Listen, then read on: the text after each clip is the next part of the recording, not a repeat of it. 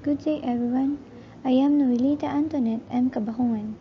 What we have today is a computer system unit, and what I'm going to do is assemble and disassemble each step by step.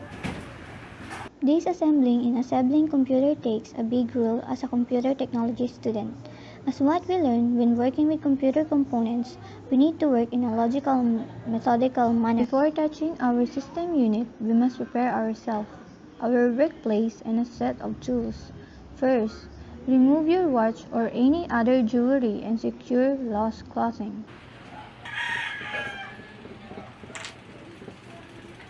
Second, we have to make sure that there should be good enough lights, good ventilation, and comfortable room temperature. Third, our table should be accessible for all sides. Do not cover the entire surface of the table with tools and computer components. Arrange them properly. Fourth, put an anti-static mat and wear anti-static wrist strap to prevent physical contact and to avoid electrostatic discharge that can damage our component. And lastly, prepare a small container to hold screw and other small parts that we remove. And disassemble, remember when removing any computer parts and components, you must remember the name of the parts and location and the quantity.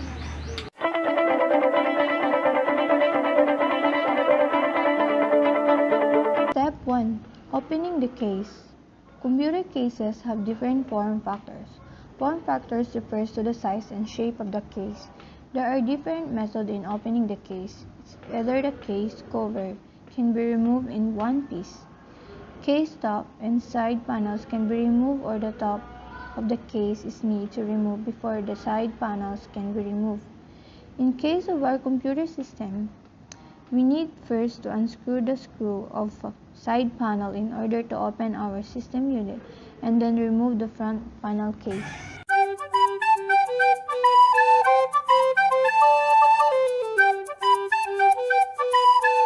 Step 2.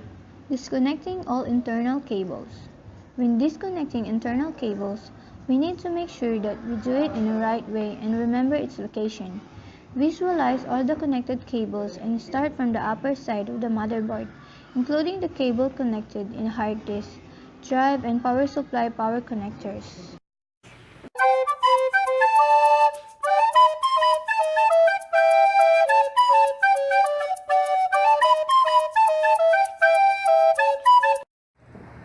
Step 3. Remove the hard disk holder. In order to disconnect the 20-pin power connector located at the left side of the hard disk holder, first, unscrew the screw of the hard disk holder and remove it, including the hard disk drive to its holder.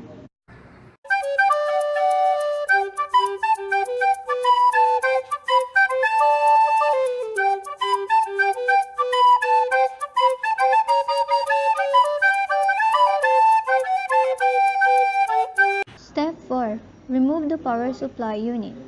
Our power supply unit is mounted in the upper side of our computer case. First, unscrew and remove the power supply lock. Second, unscrew the power supply screw, which is located in the rear panel of our computer case, then remove the power supply unit.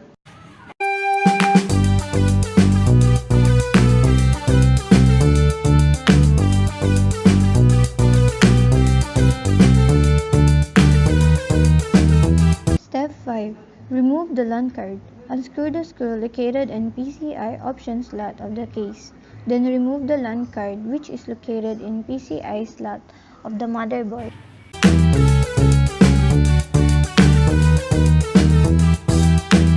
Step 6. Remove the random access memory stick or RAM stick. In removing the RAM stick, which is located in the RAM slot of the motherboard, just simply push both sides of the ejectors and remove the memory stick.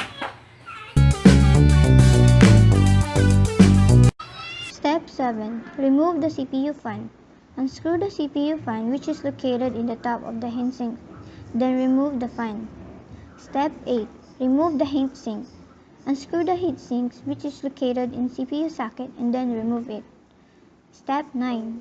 Remove the central processing unit or CPU. In order to remove the CPU located in CPU socket, Just remove the last holding processor and left processor straight out of the socket.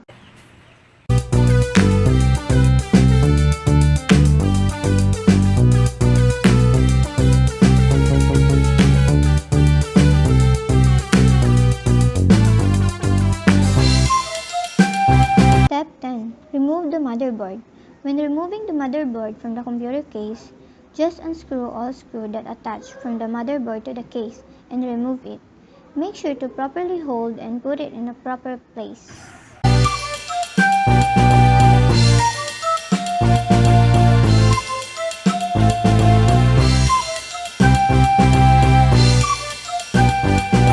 And that's all. We are all done in assembling a computer system unit. And now, what I'm going to do is to assemble the computer system unit. In our assembly, we must start from the last step during the disassemble of the system unit.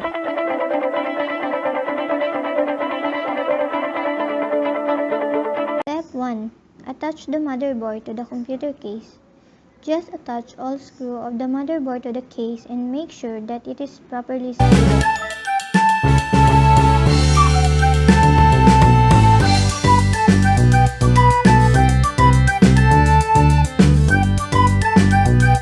Step 2. Insert the CPU to the CPU socket. Step 3.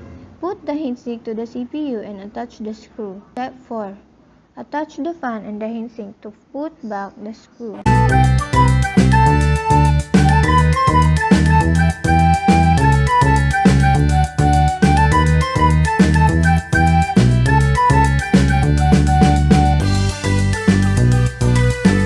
Step 5.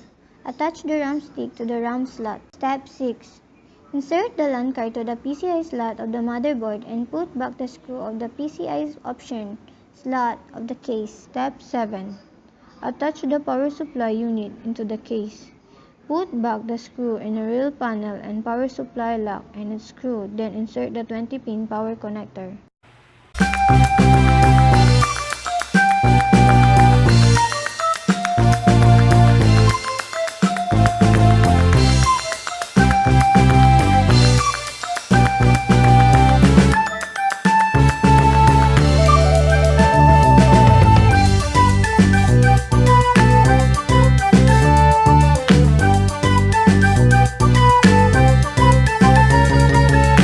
Step 8.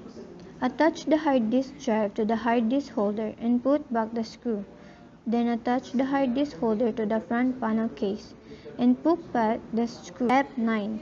Reconnect the power supply power connector, hard disk, drive cables, front panel connectors, USB connectors and CPU fan connector.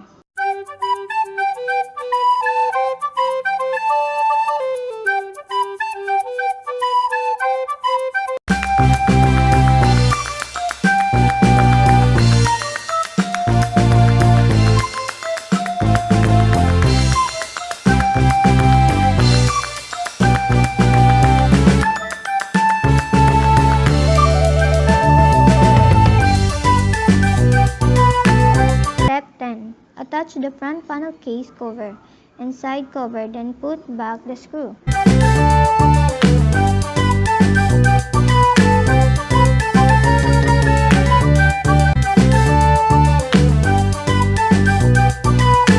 And that is how we disassemble and assemble a computer system unit.